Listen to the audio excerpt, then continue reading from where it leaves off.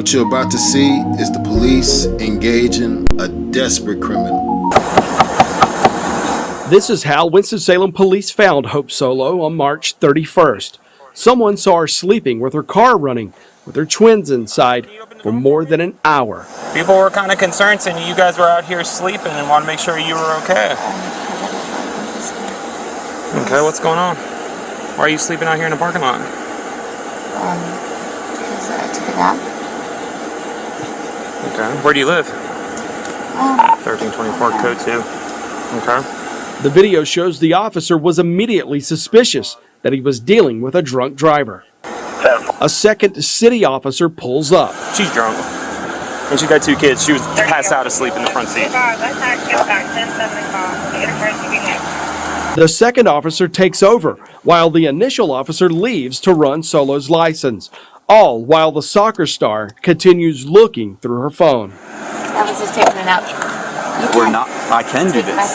Step on out of the vehicle, or I will make you step out of the vehicle. I'm asking you nicely, so you don't cause a scene in front of your kids. My phone. Yes, I can.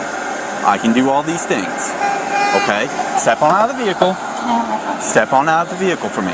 Step on out, or I'm pulling you out. Again, you have 2 kids in this car.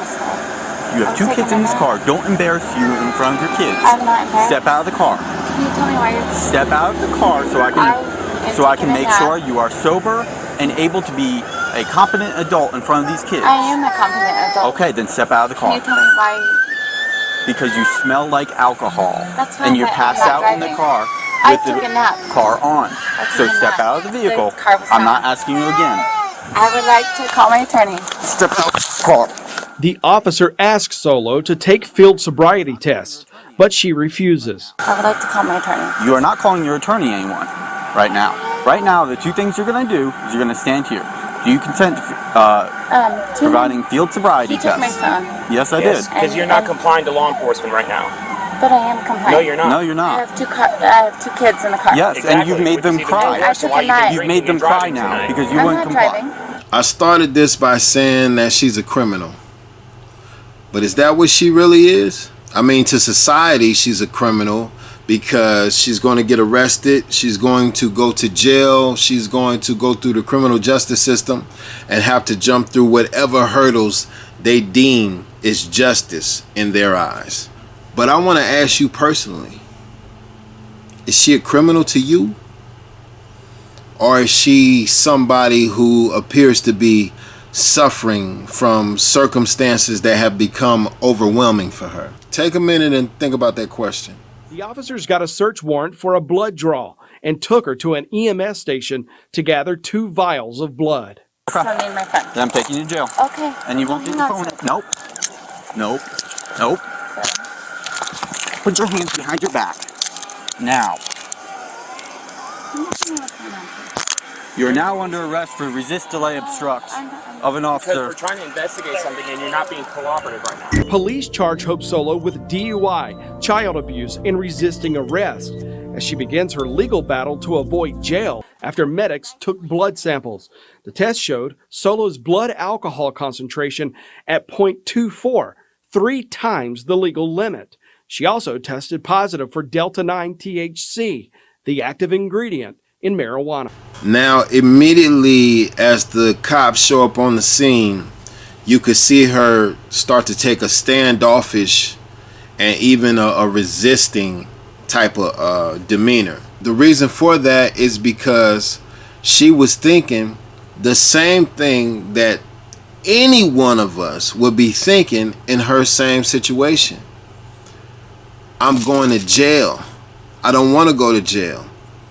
There's panic, there's fear, there's frustration, there's anger. And on any given night, we can act according to these emotions. We can act in a million different ways because no one wants to go to jail, and you feel that sense of desperation and you want to resist. You want to do anything you can to get out of that situation. That's how those things escalate. This is why we need some other level of engagement with people who are suffering and going through trauma and going through depression and going through mental disorders. We need people who will not escalate a situation. We need people who will bring the situation down. And not only that, but you know, when you go through depression, you have such negative thoughts and negative opinions of yourself. But when you engage the criminal justice system and you happen to go to jail and get locked up like an animal and chained on your hands and your feet, then that only confirms for you those negative thoughts, feelings, and emotions that you were suffering with in your mind, which tends to send you deeper on a dark, lonely road. It's the worst thing. It's the worst thing that you can do to a human being that is mentally suffering. Hope Amelia Stevens is a World Cup champion and two-time Olympic gold medalist and has amassed a social media following topping 4 million. The officers had no idea until they got to the jail. You know who she is? Everything I have got is like double down. Olympic. The way I treat She was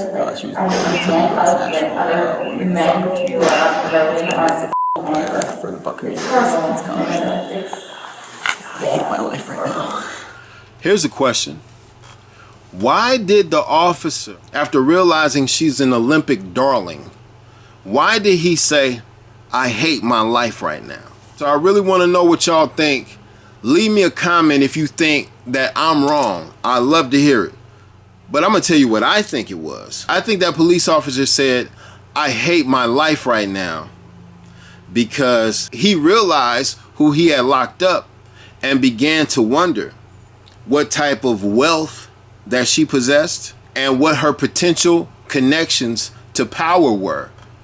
And if in some way he had locked up a person who was not meant to be locked in jail. He had locked up a person who he shouldn't have, and was afraid that there might be some type of backlash or recourse against him. If I'm wrong, let me know. In July, Hope Solo pleaded guilty to driving drunk with an alcohol concentration at 3 times the legal limit with her 2-year-old twins in the back of her SUV. In exchange for the plea, prosecutors dropped the child abuse and resisting arrest charges. Solo checked herself into a 30-day alcohol abuse program. About 4.5 months ago, I made the biggest mistake of my life. I let alcohol get the better of me in a decision that I will never live down, a decision that has come at a great cost to me and my family. Instead of an interview, Solo directed us to her podcast, where she read a 20-minute monologue about the arrest, her addiction, and rehab. Suddenly, because of the pandemic, we had no support system and now had 2 tiny babies. We got to it. We put in the work, and not one single day in over 2 years have Jeremy and I had help or a day off. The sacrifices we made and parenting equally together as mother and father became a sense of pride. The days were long, very, very long. We both were exhausted day in and day out. Winding down with a drink was nice, and it's what we looked forward to doing. And, well, the drinking slowly increased. Hope Solo sent us a statement calling this the worst night of her life. Court records show DSS closed its investigation after Hope Solo finished a 12-hour child endangerment course in Wilkes County, where she lives. Along with paying $3,400 in fines and fees, Hope Solo's driver's license is also suspended through August 2023.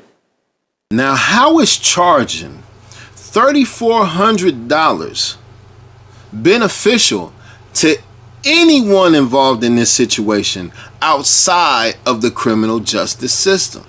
If somebody is found suffering and depressed and having a hard time dealing with the responsibilities and obligations of life, so we throw them in a cage, and then on top of that, we charge them $3,400? How is that supposed to benefit that individual? And luckily, she had the money to pay for rehab. She had the money to pay $3,400 for fines and fees. She had the money to take care of lawyers. She had the money to take care of all these different responsibilities. Thankfully, she did, because if she would have found herself in that same situation without a dollar to her name, guess what would have happened? she would still be sitting in a jail cell right now, even though they knowingly go into it understanding that this person is more than likely suffering from some level of depression. But still, if you don't have the money, the jail is where you're going to stay. And if you have to stay in jail, now the DCS is involved, the Department of Child Services. And their purpose now is to come in and take your children from you. What type of psychological effect is that going to have on a person who's already suffering from depression? Jail is a place where the majority of people there are people who are already suffering. And our society has the criminal justice system in place, not to relieve and strengthen, but to add to that suffering and to break down. But this is the place our tax dollars support. So that means we have a hand in the destruction of human beings all throughout this country. So what are you going to do about it?